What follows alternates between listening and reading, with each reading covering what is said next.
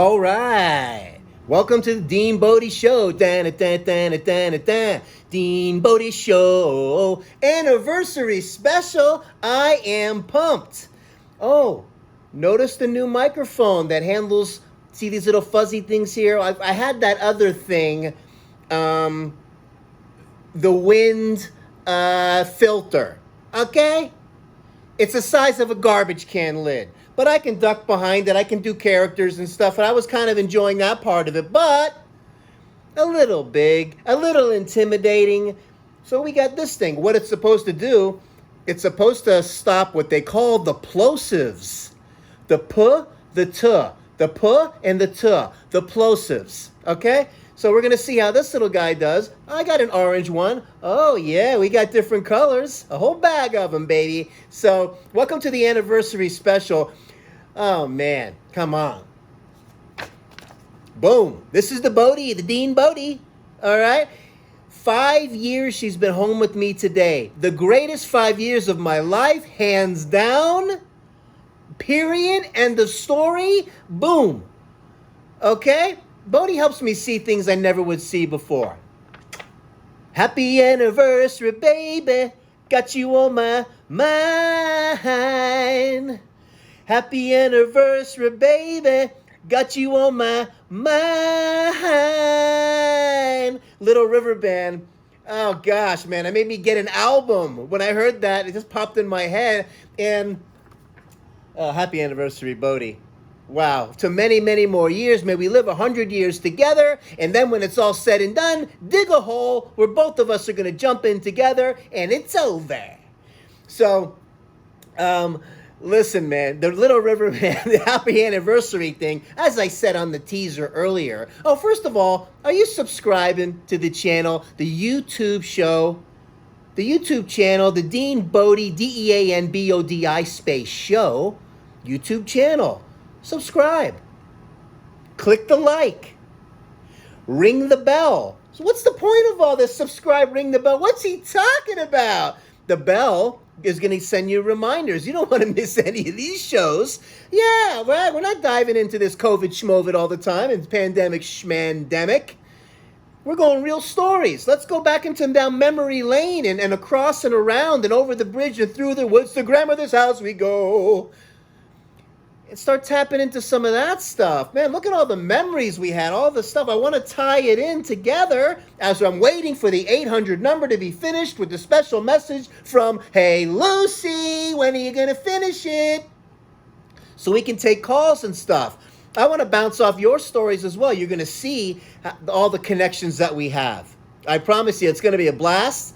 And I'm having a blast doing this. Bodie is my sidekick. And the greatest thing that ever happened to me, 90% of the show, Bodie. She's the muse. She's the energy behind this whole production. She's the director, the producer. Okay? I'm just a guest. Dean Bodie Show. So don't forget Dean Bodie Podcast. Wherever you get podcasts, Apple, Spotify, Google, Stitcher, iHeartRadio, all the platforms, all the ones that we need to be on, we're on. Okay? So don't forget that too, deanbodie.com. That's the website. It's up and running. And put the email in there. Get on our list. We can do a little back and forth. Whatever we're here for you.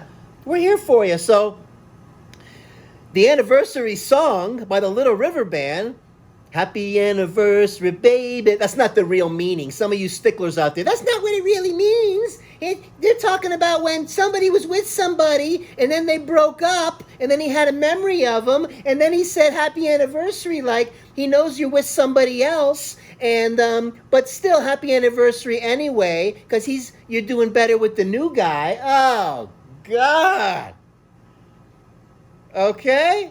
We put our own meaning on there. We cherry pick stuff. You know, you go 20 years down the road and you realize a lyric from the past, you weren't even close. I got so many examples of that I thought that's what it was. So it got me into trouble one day. First girlfriend, let's call her Tracy number 1. I'm saying number 1 because it got a little crazy with the Tracys in my life. I don't know why. We had a Tracy 1, we had a Tracy number 2, and a Tracy number 3. All fantastic. But they just happened to be named Tracy. different spellings here and there, but oh man, that was something. But Tracy number one, we'll call her. Shout out to you. You were awesome. And we were having a moment, and we had a little quiet time, and as we do, and we heard a song, Lion Eyes, by the Eagles. And as the song's going on, the mood is nice, we're chilling out, hanging out in a room from what I remember. Door had to be open, mom and dad, come on, let's get real. Got to do it the right way. Respect. And I said to her after the song, I said, you have lion eyes, thinking that it was like a lion, like a cute lion, like the animal. Little did I know it meant lying like you're a liar. Okay? Talk about sucking the romance out of the room. And she looked at me square in the eye and goes, I don't have lion eyes. And I was like, She must have been like, I'm dating this most stupidest guy in the world.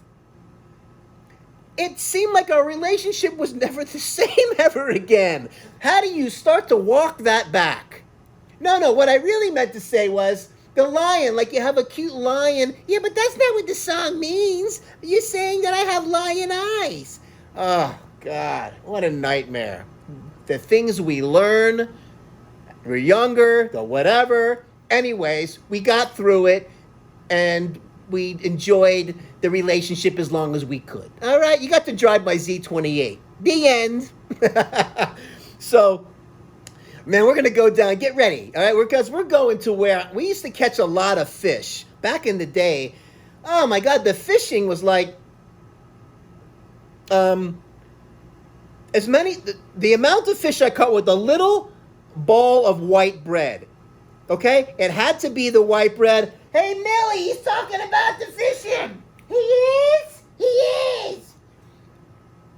Little ball had to be the white, like Wonder Bread, because it was sticky. You get it a little, you didn't even have to add any water. It would just be like this sticky ball. You put it on the hook, throw it into the canal. We had a canal in Kendall that was in the back of the neighborhood, full of brim, full of gar.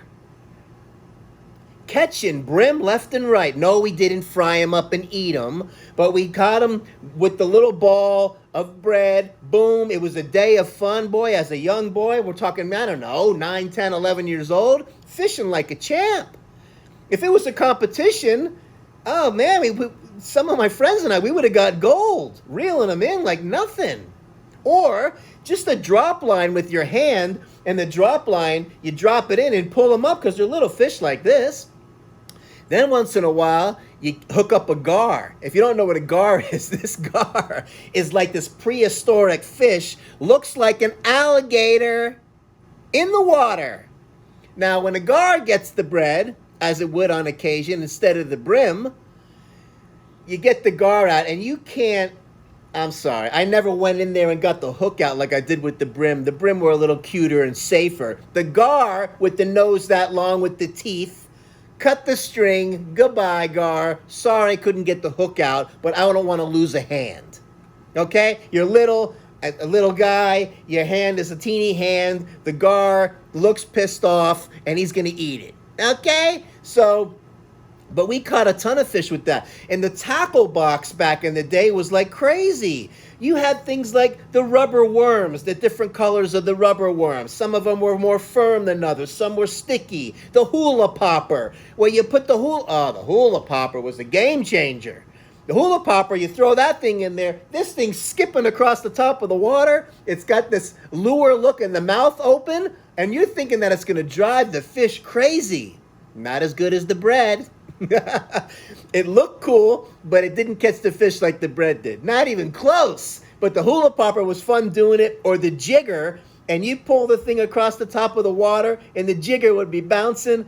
It was just fun playing around with all that stuff. You had the Daiwa reel, or you had the line that came out the top of it, and you'd hold the trigger down and cast it. Or the Daiwa, where you flip it over first, you got to hold the string, and and man, we were good, man. We were good at casting. We never got into the fly fishing, none of that stuff. But the ball of bread It had to be the white bread. Now, if you had the wheat bread, it wasn't going to work as well because it wasn't as sticky and it would fall apart and they float in the water. You're like, there goes the bait. The white bread, little balls, crushed it. Catching the brim left and right, catching the gar, but had to cut the line on the gar. Wasn't that brave.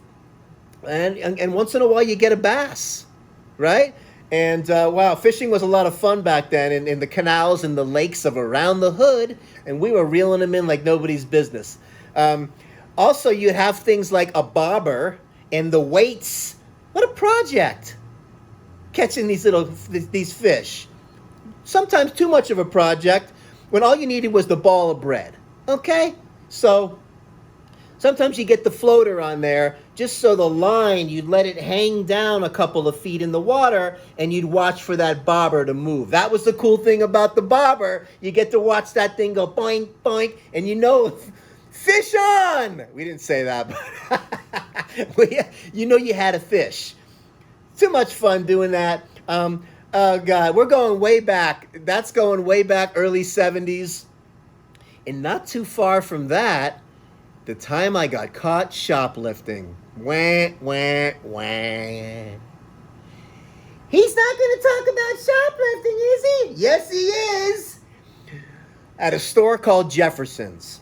Okay, let me set the tone here because I really don't feel like I did that much wrong.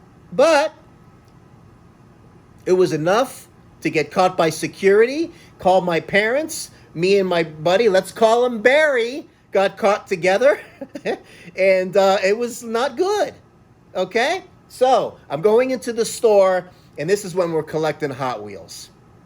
I go in, and we buy the Hot Wheels. Legitimate in the beginning. We go outside. We're so excited to play with the new Hot Wheels. So, we take them out of the package, and we're rolling them around. One of my Hot Wheels was like tilted like this. The wheel was not even close to flat. Could it have been the ground? I guess partially. But one of the ones was rolling fine. The other one was tilting up like it was on some kind of jack and bent. So what I decided to do, go back down the Hot Wheel aisle and just replace it. Put the other one back, the crappy one. Take the new one, put it into the bag, and while I was doing that, I decided, why not just take one more? What's it gonna hurt? Boom, in the bag. The eye in the sky security saw me as I'm walking out the front door. Tap, tap, tap on the shoulder. Come with me. I was terrified. So they took us both back into the little detaining area.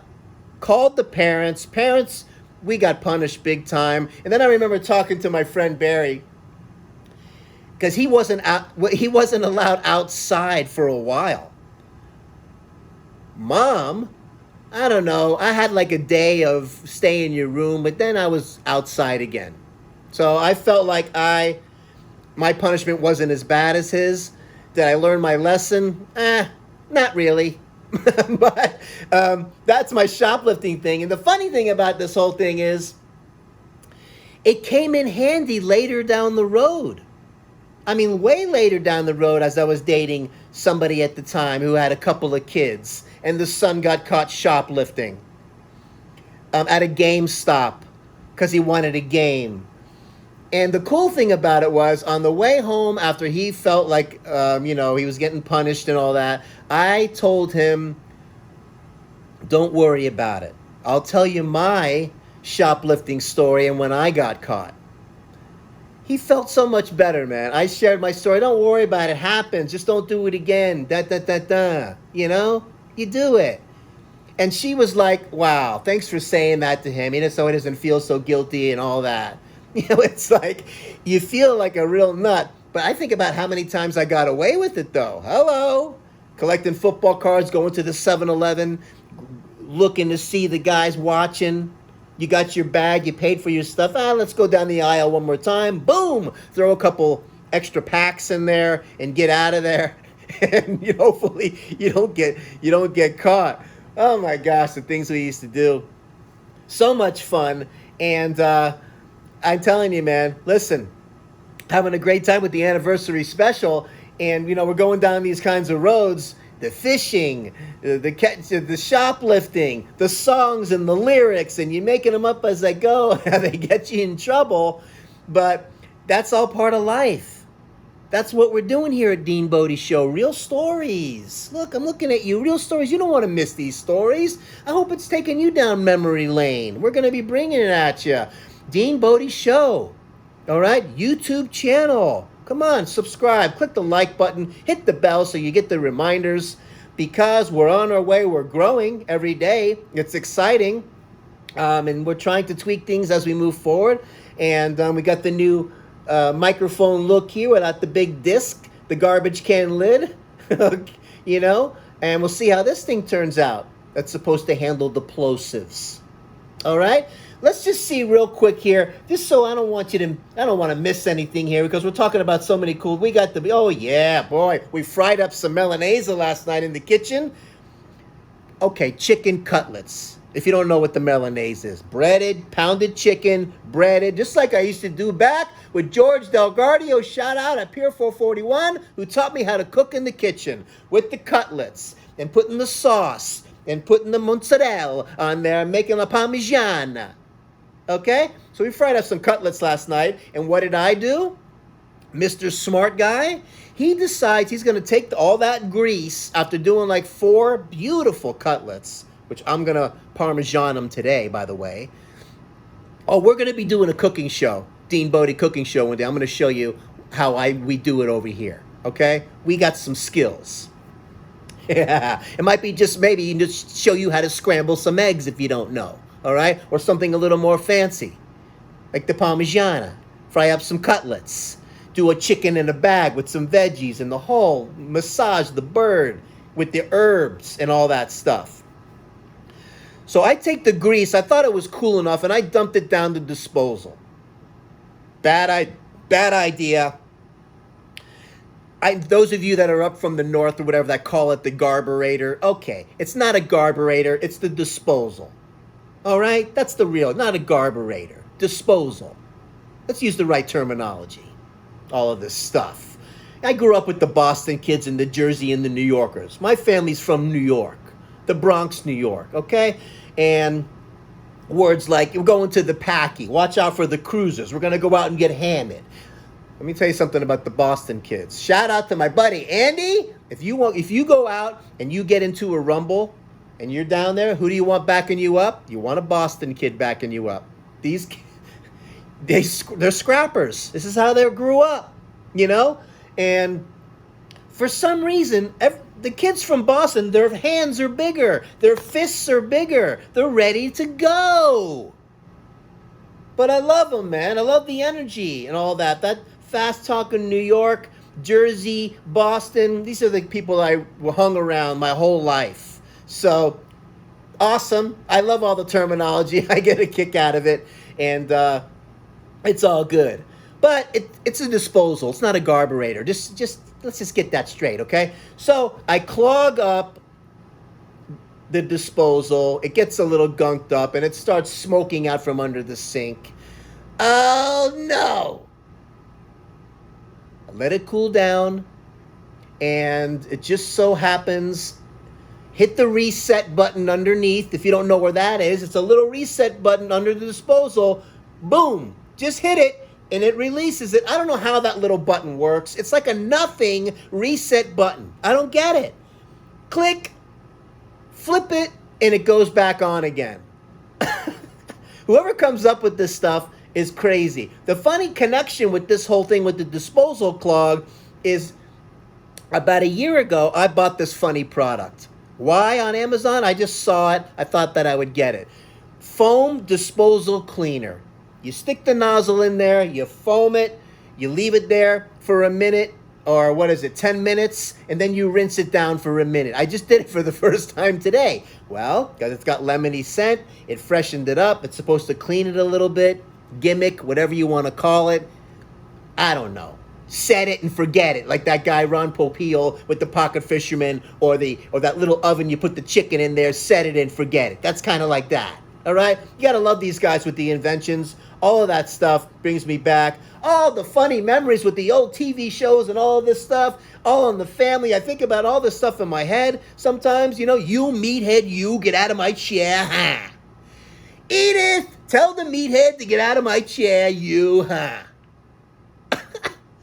Oh, I miss shows like that. They wouldn't even allow them to be on TV today with the way they were. Oh my gosh. Crazy. So, anyways, we're going to wrap things up with the anniversary special. Happy anniversary, baby. Got you on my mind. Little River Band. Man, it's so good. And I love you, Bodie, so much. And this is the Dean Bodie Show. Don't forget, Dean Bodie Podcasts. Apple, Spotify, wherever you get podcasts.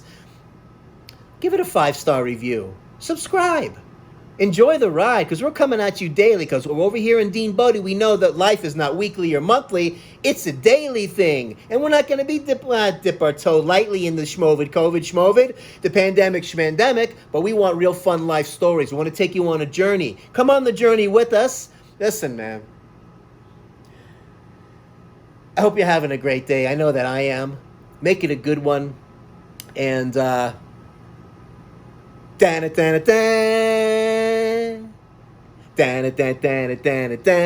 Dean Bodie Show. Have an awesome day. Talk to you soon. Bye now.